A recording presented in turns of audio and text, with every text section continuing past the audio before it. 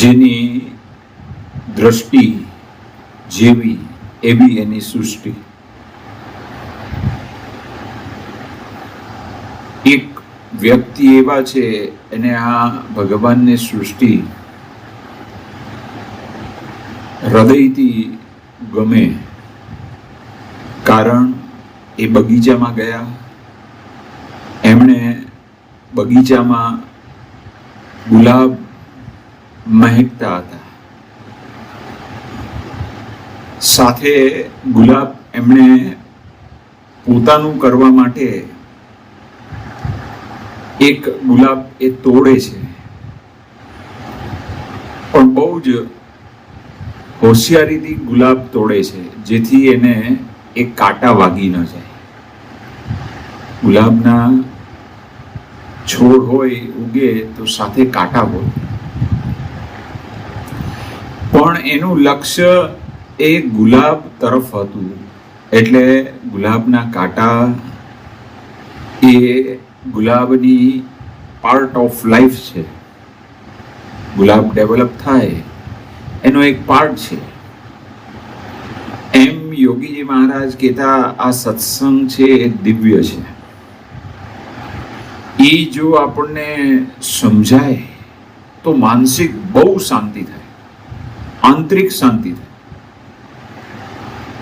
અને માનસિક શાંતિ હોય, આંતરિક શાંતિ હોય એટલે તમારે તમારા અભ્યાસમાં પણ એકાગ્રતાનો વધારો થાય, કારણ માનસિક શાંતિ છે. આપણને બધાનું સારું દેખાય છે, એટલે અંતરમાં છે ઉચાટ નથી. આ રિલેટેડ છે. આ દિવ્ય દ્રષ્ટિ છે ને, નોકરીમાં, ધંધામાં, એજ્યુકેશનમાં, આધ્યાત્મિક લાઈફમાં, વ્યક્તિની પારિવારિક લાઈફમાં, સામાજિક લાઈફમાં, બધે આ દિવ્ય દ્રષ્ટિ છે વ્યક્તિને છે સાચી દિશામાં એ આગળ લઈ જાય. અને કોઈકની દ્રષ્ટિ એવી હોય, દુર્યોધન દ્રષ્ટિ, દોષ દ્રષ્ટિ, તો એને અશાંતિ હોય. અશાંતિ હોય એને તમે પુસ્તક ખોલો વાંચવાનું, પછી કઈ યાદ રહે? એમ આપણે આપણા વ્યક્તિગત કારકિર્દીના લાભ માટે પણ છે ને આ દિવ્ય દ્રષ્ટિ બહુ જ લાભદાયી છે આપણા વ્યક્તિગત જીવન. પ્રસંગો તો બધાના જીવનમાં બને, પણ એ વખતે છે આવી દિવ્ય દ્રષ્ટિ જો વ્યક્તિ કેળવે તો એને આનંદ થાય. યોગી મહારાજ છે એ કહેતા કે યોગી ગીતામાં કહેલું છે કે સહન કરે એ એકાંતિક. એકાંતિકની ડેફિનેશન, વ્યાખ્યા કઈ? સહન કરે તે એકાંતિક. બીજી વાર યોગીજી મહારાજે છે એવી વાત કરી કે આજ્ઞા પ્રમાણે વર્તે તે એકાંતિક.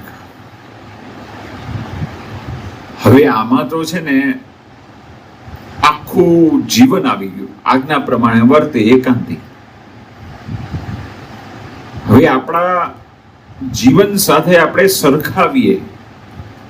આપણી યુવાની છે, આપણું જીવન ખરેખર આજ્ઞા પ્રમાણે છે. મહંત સ્વામી અંતર્યામી છે, સર્વજ્ઞ છે, એવા ભાવથી આપણે મોબાઈલ વાપરીએ છીએ. પ્રેક્ટિકલ ન જોવાની સાઈટ ખોલો તમે, એટલે તમારે શું થાય?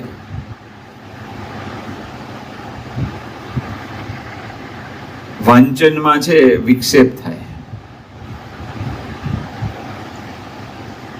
આજ્ઞા પ્રમાણે ન વર્ત્યા, અશાંતિ, ભણવામાં ધ્યાન રહે નહીં, પર્સન્ટેજ ઓછા આવે.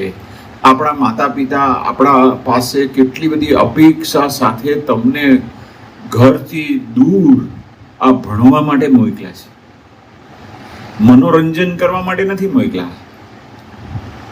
હે તમારે માલવા માટે નથી મોકલા, જે બીજા વિદ્યાર્થી જે કરતા હોય એની અંગત લાઈફ છે. આપણે આપણું જ જોવાનું, મારે મારું પોતાનું જ જોવાનું. બીજો શું કરે છે એ નહીં, મારે શું કરવું છે. મારે મારા જીવનમાં છે આ વચન આત્મસાત કરીએ તો શાંતિ.